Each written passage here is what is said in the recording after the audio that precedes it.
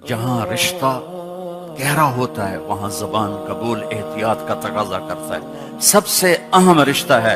اللہ نے کسی رشتے کو یہ نہیں کہا کہ یہ میری نشانی ہے. صرف ایک رشتے کو اللہ نے کہا یہ میری نشانی ہے، وہ خامد اور بیوی ہے. تمہیں اولاد دی، اللہ کہتا ہے میری نشانی.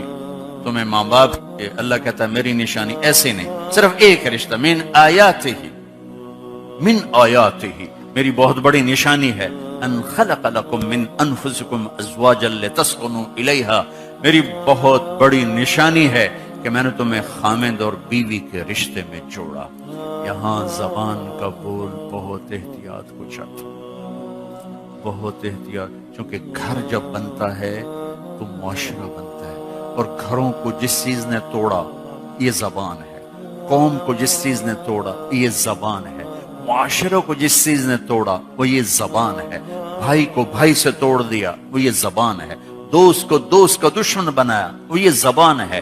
رشتے سفید ہو گئے وہ یہ زبان ہے. آپس میں قتل و غارت تک پہنچے یہ زبان ہے. زبان جس کی قابو میں آ گئی، اس لیے میرے نبی نے کہا میرے پورے دین کا خلاصہ ہے زبان قابو میں رکھ. محبت کا بول بولنا سیکھیں بھائیو. جیسے نماز نہیں سیکھتے، روزہ سیکھتے، حج سیکھتے، زکوٰۃ سیکھتے.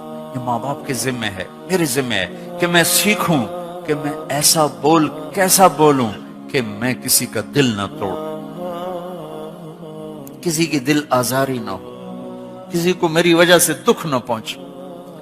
ایک صحابی ہیں ابو دجانہ، فرماتے ہیں لوگوں میرے پاس بخشش کا سب سے بڑا عمل صرف ایک. حالانکہ وہ بدر میں شریک ہوئے اور بدر سے لے کر آخری حج تک اپنے نبی کے ساتھ ساتھ رہے. ایسے صحابہ 200-250 سے زیادہ نہیں ہیں، لیکن وہ فرماتے ہیں لوگوں میرے پاس بخشش کا سب سے بڑا عمل ایک ہے کہ میں نے اپنی زبان سے کبھی کسی کو تکلیف نہیں پہنچائی، اور میرے دل میں کسی کے بارے میں کوئی نفرت نہیں. میرے بھائی بہنوں، آپ ایک دور دراز ملک میں پہنچ چکے ہیں. آپس کی امت بن کے چلنا ہے تو معاف کرنا سیکھنا ہوگا، درگزر کرنا سیکھنا ہوگا، زبان کا بول میٹھا بنانا ہوگا. گھر سے غیبت کو نکالیں، طنز طانے کو نکالیں. کوئی شدت کمی بیشی ہو تو صبر کر جائیں، برداشت کر جائیں. اس کی ٹھنڈک اور محبت کو آپ ساری زندگی محسوس فرمائیں.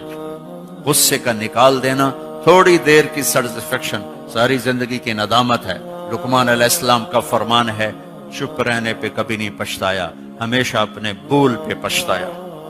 تو بھائیو، اپنے اندر امت بننے کی اگر رونق دیکھنا چاہتے ہیں تو یہ زبان کا بول، زبان کا بول، زبان کا بول، اسے میٹھا بنانے کی کوشش کرو، اسے درگزر کرنے کی کوشش کرو.